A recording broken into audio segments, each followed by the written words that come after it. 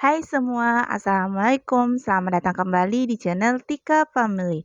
Kali ini aku akan sharing ke kalian cara membuat pastel atau jalangkote khas Makassar. Di video ini juga aku akan memberitahu gimana cara memproseskan pastel atau jalangkote dengan baik dan benar. Nah, pingin tahu kan gimana aku buatnya? Nonton terus videonya sampai selesai ya. Semoga kalian suka dengan resepnya. Untuk bumbu halusnya di sini aku menggunakan merica, bawang merah, dan bawang putih. Untuk resep lengkapnya kalian bisa lihat di description box ya. Ini kita tumis sampai wangi. 300 gram kentang yang kita potong-potong.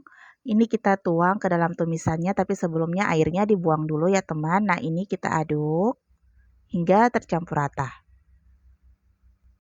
2 buah wortel ukuran besar kita potong-potong kecil juga seperti ini ya. Lalu kita masukkan ke tumisan kentang, tapi sebelumnya airnya dibuang dulu ya teman. Nah, ini kita aduk hingga tercampur rata.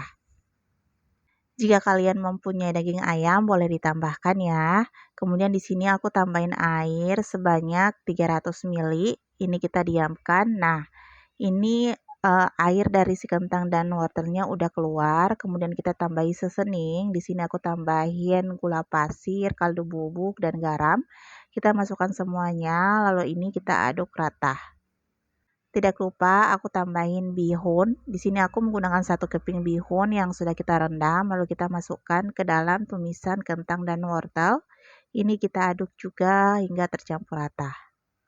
Nah, jika airnya udah mulai susut seperti ini, kalian boleh tambahin daun bawang. Ini opsional ya. Aku memakai daun bawang sebanyak 3 batang. Aku potong-potong, lalu aku masukin semuanya ke dalam tumisan kentang dan wortel. Ini kita aduk hingga tercampur rata.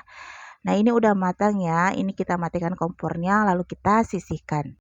Selanjutnya kita akan buat kulit pastelnya. Di sini aku menggunakan 500 gram tepung terigu. Ini kita masukkan ke dalam wadah yang agak besar. Aku tambahin setengah sendok teh garam. Nah, ini kita aduk hingga tercampur rata. 85 gram margarin. Ini kita masukkan semuanya ya teman ke adonan tepung. Kemudian ini kita aduk dengan menggunakan sendok seperti ini. Pastikan margarin dan tepung tercampur rata hingga berbentuk butiran, kemudian kita sisihkan. 200 ml air, kita akan campurkan ke campuran tepung dan margarin tadi ya teman. Ini kita masukkan secara bertahap. Karena kelembaban tepung kita ini berbeda-beda, jadi kita masukkan secara bertahap.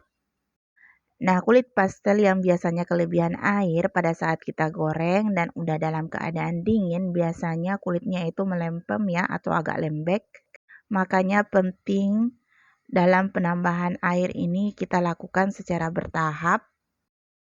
Nah, di sini aku akan menggunakan tangan ya, biar memudahkan aku mencampurkan adonan tepung ini. Pastinya tangannya udah dicuci bersih ya teman. Nah, ini kita aduk hingga tercampur rata sambil kita masukkan air sedikit demi sedikit. Nah, dalam pembuatan kulit pastel ini kebanyakan beda-beda ya teman. Nah, di sini aku hanya menggunakan 3 bahan yaitu tepung, margarin, dan air. Boleh ditambahin sedikit garam.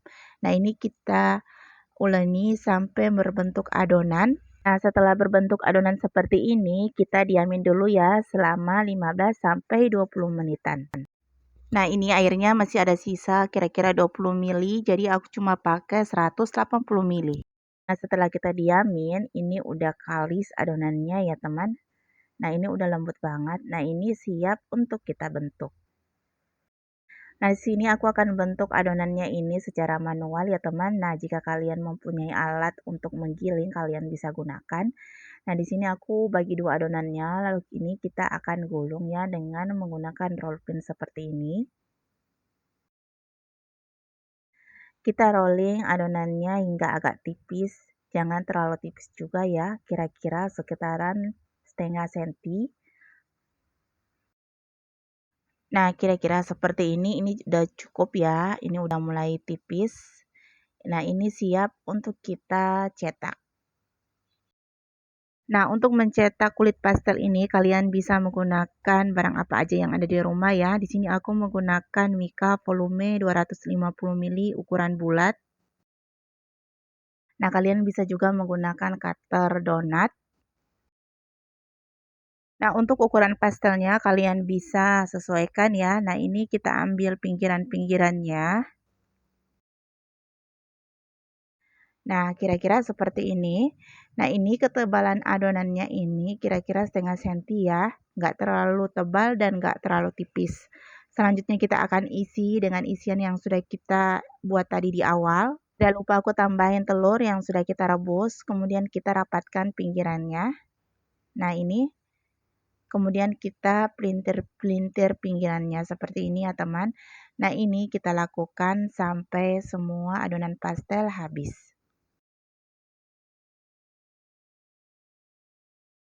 Nah, ini dia hasil pastel atau jalangkote yang sudah kita bentuk.